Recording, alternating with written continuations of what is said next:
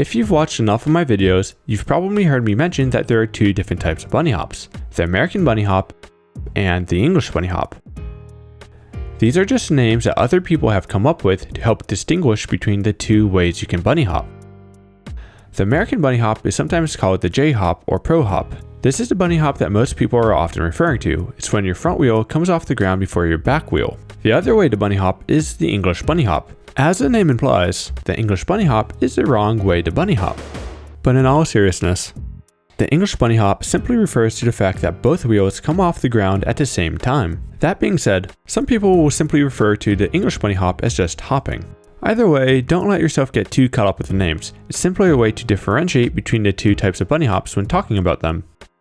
But that begs the question, which of the two bunny hop techniques is actually correct? Now, many people will say the American bunny hop is the only correct way to bunny hop. But those people really aren't taking into consideration all the situations that you might encounter. It honestly really depends, because both bunny hop techniques have their uses. So in this video, we're going to be exploring a few situations where the American bunny hop may be more appropriate, as well as some other situations where you may want to use the English bunny hop.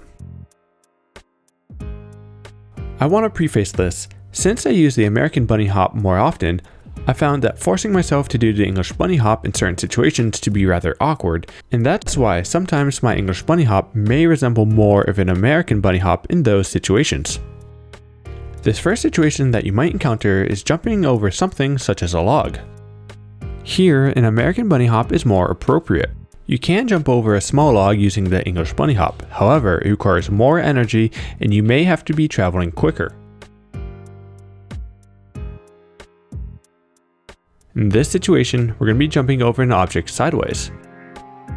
And in this specific instance, the American bunny hop is once again more appropriate.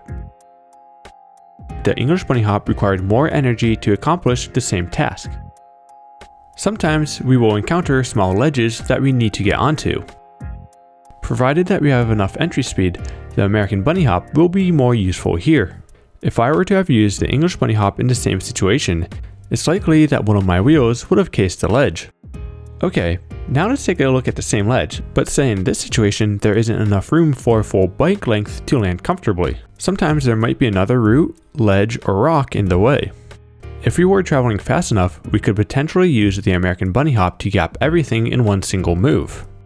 But that's a big move that requires a lot of energy and is also very risky. A situation like this is where the English bunny hop can actually come in handy. By breaking this up into two separate and smaller moves, we can do a quick wheelie to get our front wheel on top of the ledge, and then immediately follow that up with an English bunny hop. In this situation, the English bunny hop allows us to get our wheels over two different obstacles at the same time. The advantage of this is that it requires less energy and we can do it at slower speeds. Another handy use for the English bunny hop is to reposition ourselves when going slow, while also helping us maintain balance. This is often used on the trail to help set yourself up for a big move. Here, I'm going to use this decent sized ledge as an example.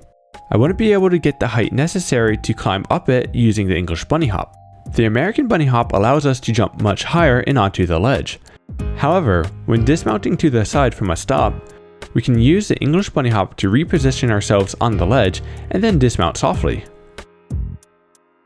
This is a situation where you might be jumping off a ledge or a drop. I often see riders using the English bunny hop. However, this is a situation where you definitely do not want to be using the English bunny hop. It's very difficult to effectively control an English bunny hop, and you may even clip your back wheel on the ledge. Here, it would be much more appropriate to use the American bunny hop technique. Now, if you want to learn how to do drops, I have a full tutorial on that over here. As you can see, in most situations, the American bunny hop will be more useful. However, the English bunny hop definitely has its place. And that's why it's crucial to know how to do both kinds of bunny hops.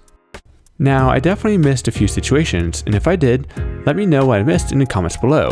And if this is your first time watching a Skills with Phil tutorial, I'd love to have you guys subscribe and even check out some of my other tutorials. As always, my name is Phil Metz. Thanks for playing bikes with me today, and I'll see you guys next time.